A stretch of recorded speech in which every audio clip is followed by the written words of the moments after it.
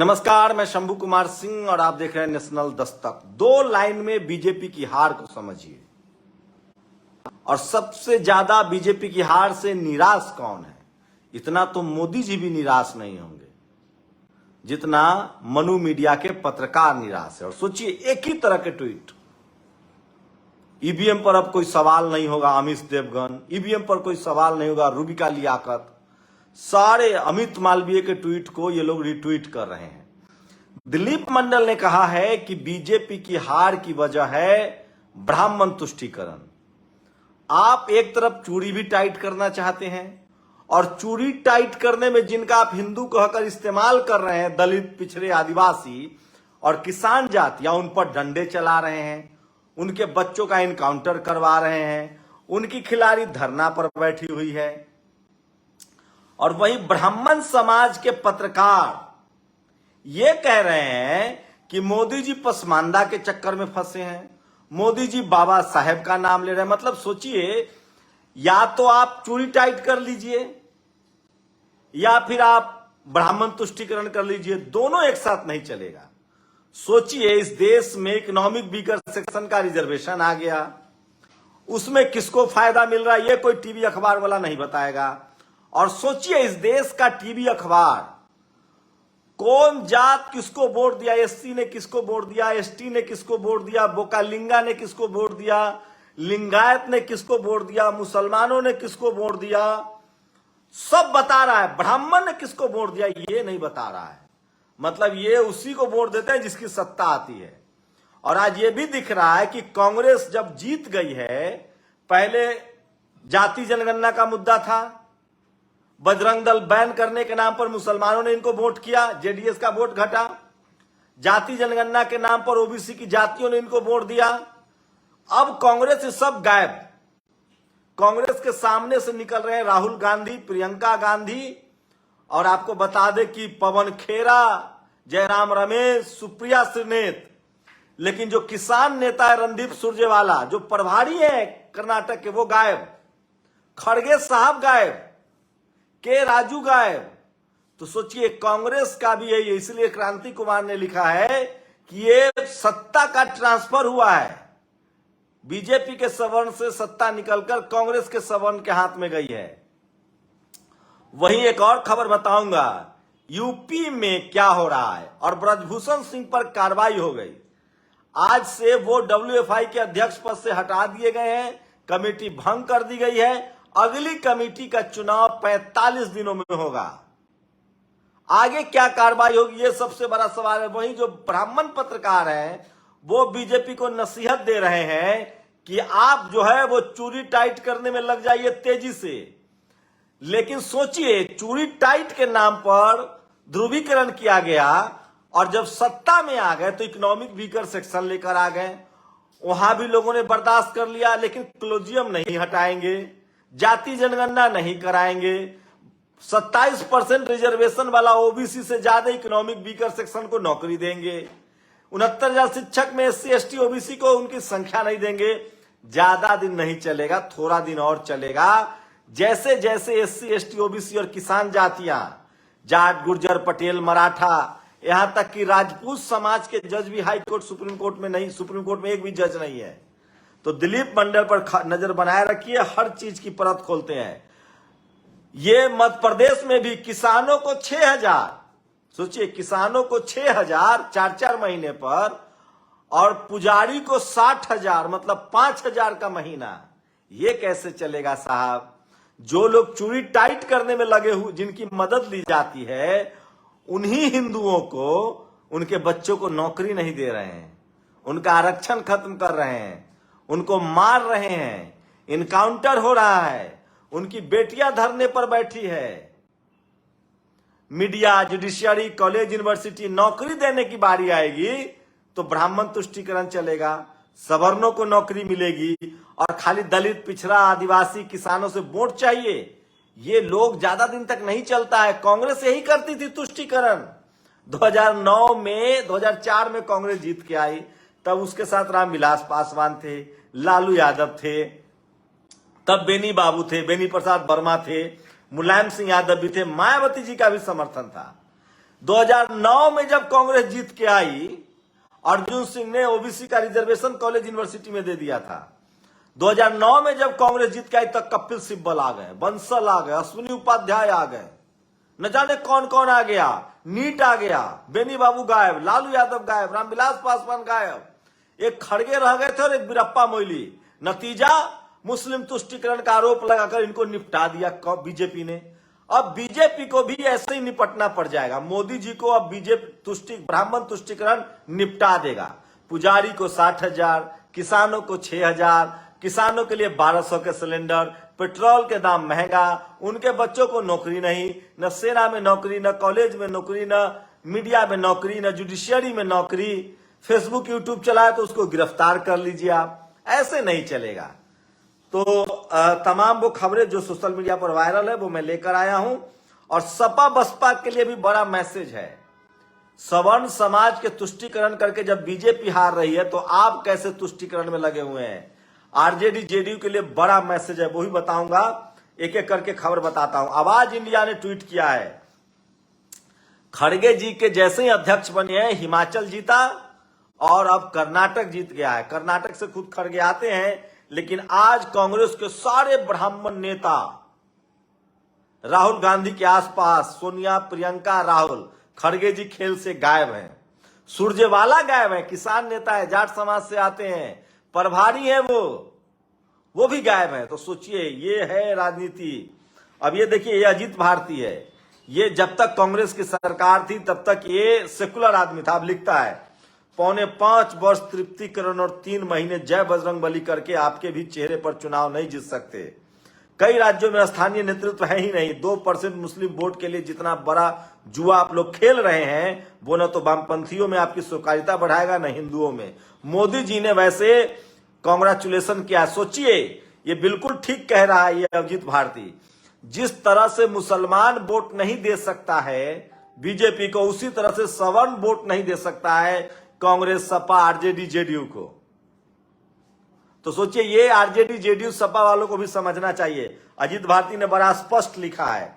और देखिए, ये कार्रवाई हो गई है ब्रजभूषण शरण सिंह पर। इस समय की बड़ी खबर आ रही है। ब्रजभूषण शरण सिंह नहीं रहे कुश्ती महासंघ के अध्यक्ष। ममता त्रिपाठी ने ट्वीट किया है, 13 मई से भारतीय ओलंपिक एसोसिएशन ने कुश्ती महासंघ को तत्काल प्रभाव से भंग करते हुए सभी पदाधिकारियों की प्रशासनिक एवं आर्थिक शक्तियों पर रोक लगा दिया है। नए संघ के चुनाव 45 दिन में होंगे। महिला खिलाड़ी इनकी गिरफ्तारी पर अड़ी हुई है। ये सबसे बड़ी खबर है इस समय की। कर्नाटक में 136 पहुंच गया है। और ये देखिए, नुपुर शर्मा को पार्टी से निकाला। लगभग 1 साल से वो खुद ही घर में कैद जैसी। काजल हिंदुस्तानी को जेल भेजा। कई ऐसे मौकों पर आपकी विचारधारा घुटने टेकती नजर आई। नतीजा कर्नाटक रिजल्ट सामने है। राजनीति में छोटी छोटी चीजें मैटर करते। आगामी चुनाव जीतना तो 2014 वाले बीजेपी बनिए। ये शुभम शुक्ला है, ये बीजेपी को कह रहा है और कट्टर हिंदू बनिए। दलित, पिछड़े, आदिवासियों पर अत्याचार हो, चूरी टाइट हो, ब्राह्मण तुष्टीकरण और कीजिए, तब जाके आप जीत सकते हैं। ये ब्राह्मण समाज के पत्रकार की राय। अमूमन यही राय इस देश के तमाम सवर्ण पत्रकारों की है जो बीजेपी के समर्थक हैं। मुस्लिम एकजुट, लिंगायत, वोट बैंक में सिंधमारी और तोरा जेडीएस का सबसे मजबूत दुर्ग कांग्रेस की। ये सोचिए, ये खबर कौन लिखता है? जो हर जाति का विश्लेषण करता है। ये खबर लिखने वाले का नाम बता रहा हूं, इसका नाम है महेश्वरी, सुधांशु महेश्वरी।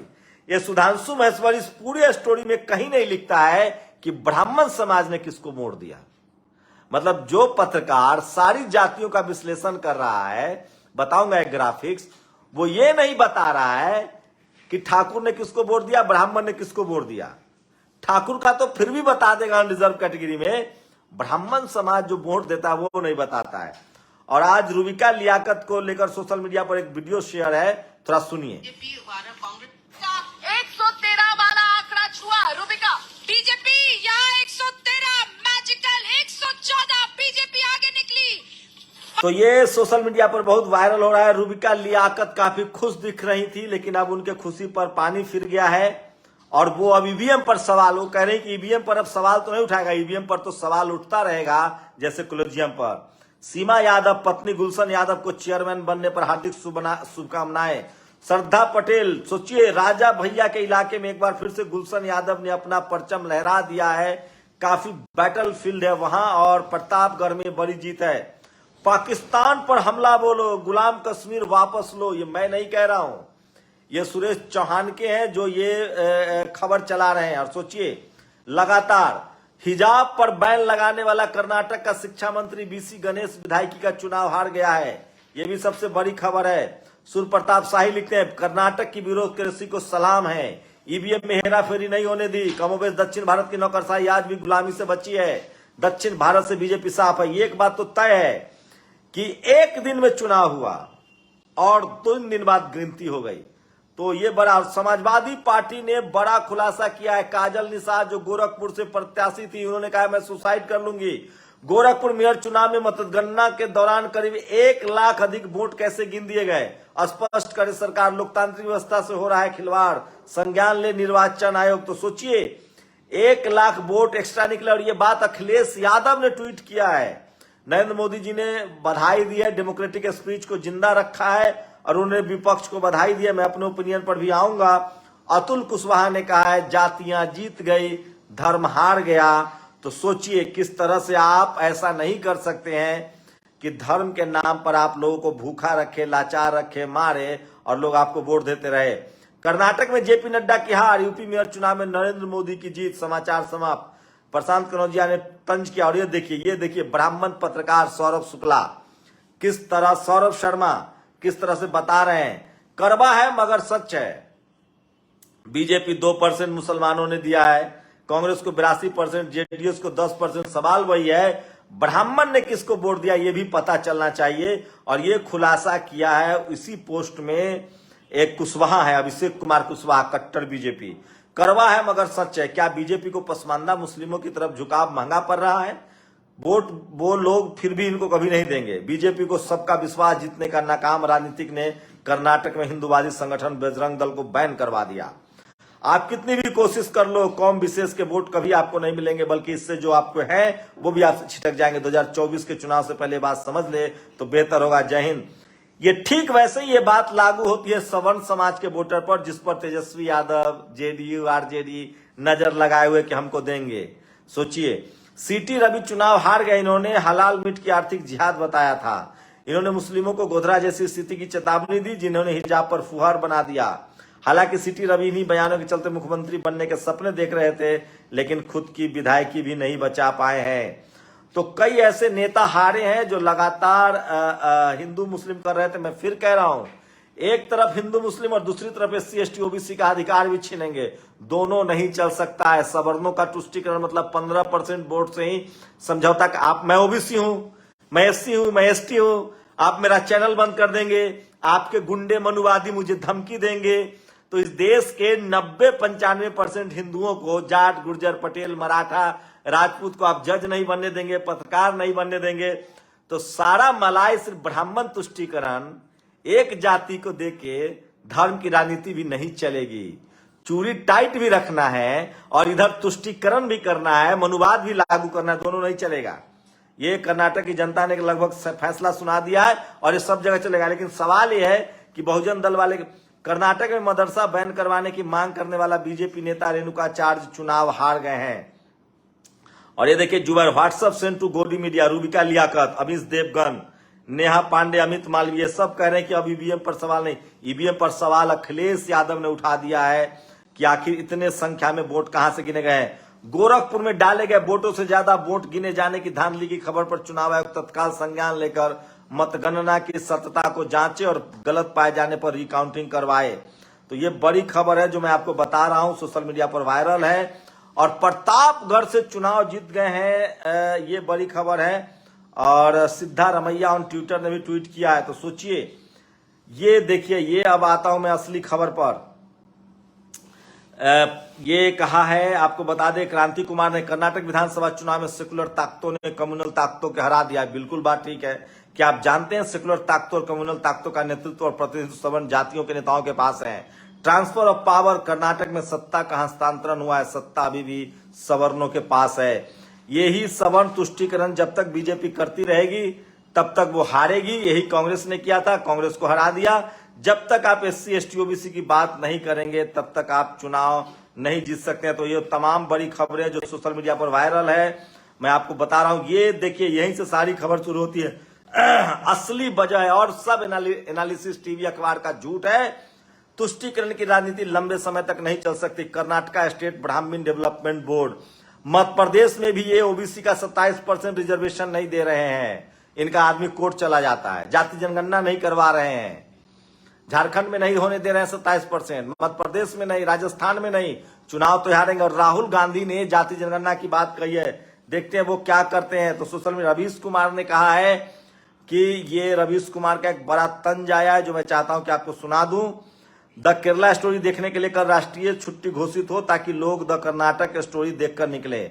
शोध का विषय है कि कर्नाटक की जनता को पता कैसे चल गया कि नफरती डिबेट वाले एंकर नहीं लफंदर हैं। 10 साल के शासन के बाद नरेंद्र मोदी की बीजेपी उत्तर भारत की राष्ट्रीय पार्टी बनकर रह गई है। इसकी जगह मोदी के मास्टर स्ट्रोक पर बहस हो, बस अगली फिल्म का नाम बता दो। सोचिए, दक्षिण भारत में कर बीजेपी साफ हो गई है। दक्षिण भारत के दरवाजे बीजेपी के लिए बंद हो गए हैं। तो ये सबसे बड़ी खबर है अमीश देवगन, रुबिका लियाकत को। और अंत में प्रियांशु कुशवाहा का यह ट्वीट। कर्नाटक में राहुल गांधी ने जितनी आबादी उतना हक के नारे पर पूरा कैंपेन किया। OBC भारतीय जातीय जनगणना के मुद्दे पर लोगों में मतदान किया। भाजपा ने बजरंग दल को मुद्दा बनाया, धार्मिक उन्माद फैलाया। हिंदू मुस्लिम के सांप्रदायिक विवाद के ऊपर उठ के सामाजिक न्याय के मुद्दे पर वोट डाले गए। भाजपा यह चुनाव हार गई। भाजपा की हार ने साबित कर दिया कि सांप्रदायिकता का असली जवाब सामाजिक न्याय है। अब 24 की लड़ाई मंडल के लिए लड़ी जाएगी। तो सोचिए, ऐसा नहीं चलेगा। और वेद प्रकाश ने कहा है कि अगला PM खड़गे अगर कांग्रेस की तरफ से बनती है तो सोचिए, ऐसे नहीं चलेगा कि आप मुस्लिम तुष्टीकरण से निकालने की बात कहें और ब्राह्मण तुष्टीकरण करें। इस देश के 90% हिंदुओं की नौकरी आपको सियोर करनी पड़ेगी, उनके बच्चों का भविष्य सियोर करना पड़ेगा, उनकी जान सियोर करनी पड़ेगी। ऐसा नहीं चलेगा कि किसानों पर, SC ST OBC हिंदुओं पर आप अत्याचार करेंगे, ब्राह्मण तुष्टि करेंगे और चूड़ी टाइट रखने की भी राजनीति करेंगे। लोगों की आंखें खुल गई हैं। अब मौका है SC ST OBC लीडरशिप वाली पार्टियों का कि वो अपने कैडर वोट की तरफ बढ़े और सवर्ण तुष्टीकरण से मुक्ति पाए। जैसे आज सारे ब्राह्मण पत्रकार लिख रहे हैं कि पसमानदा मुसलमानों से बाहर निकलना पड़ेगा, बाबा साहेब के नाम लेने से मना करना पड़ेगा, उसी तरह से बहुजन नेताओं को भी ब्राह्मण तुष्टीकरण, सवर्ण तुष्टीकरण से बचना पड़ेगा। और इसका एक ही सॉल्यूशन है, जिसकी जितनी संख्या भारी उसकी उतनी भागीदारी। जाति जनगणना करवाइए, जिसकी जितनी संख्या उसको दे दीजिए, सारा खेल समाप्त। इसी पर कांग्रेस ने चुनाव जीता है। कांग्रेस पर नजर बनाए रखिए, क्योंकि ये तुष्टीकरण में सबसे आगे हैं। तो मैं फिर कह रहा हूं, बीजेपी के खिलाफ अगर सबसे ज्यादा बीजेपी को नुकसान हुआ है तो वो ब्राह्मण तुष्टीकरण से लगातार SC ST OBC जिसमें हजारों जातियां हैं, किसान जातियों पर अत्याचार हो रहे हैं, उनके बच्चे मारे जा रहे हैं, उनका इनकाउंटर हो रहा है। एक गुर्जर का इनकाउंटर हो गया, दलित पिछड़े रोज मारे जा रहे हैं। और उससे बड़ी बात, media, judiciary, college, university, bureaucracy, business, खेल, स्पोर्ट्स, किसानों के बच्चे, मजदूरों के बच्चे, SC ST OBC हिंदुओं के बच्चे लाचार बेबस हैं। ये नहीं चलेगा। आपको सरकारी नौकरी, सरकारी स्कूल, सरकारी अस्पताल बनाने पड़ेंगे। SC ST OBC किसानों के हक अधिकार की बात करनी पड़ेगी, उनकी जिंदगी बेहतर करनी पड़ेगी, तभी आप हिंदू एकजुट कर पाएंगे। सिर्फ ब्राह्मण तुष्टीकरण से हिंदू एकजुट नहीं होगा। आप लोग अपनी प्रतिक्रिया। नेशनल दस्तक की आपसे गुजारिश है कि अगर इसको बचाना चाहते हैं तो नेशनल दस्तक को सब्सक्राइब करने के लिए रेड कलर के सब्सक्राइब बटन को दबाएं, फिर बेल आइकन की घंटी दबाएं। नेशनल दस्तक को बचाने के लिए बहुत जरूरी है कि हर खबर को शेयर करें, लाइक करें, कमेंट जरूर करें।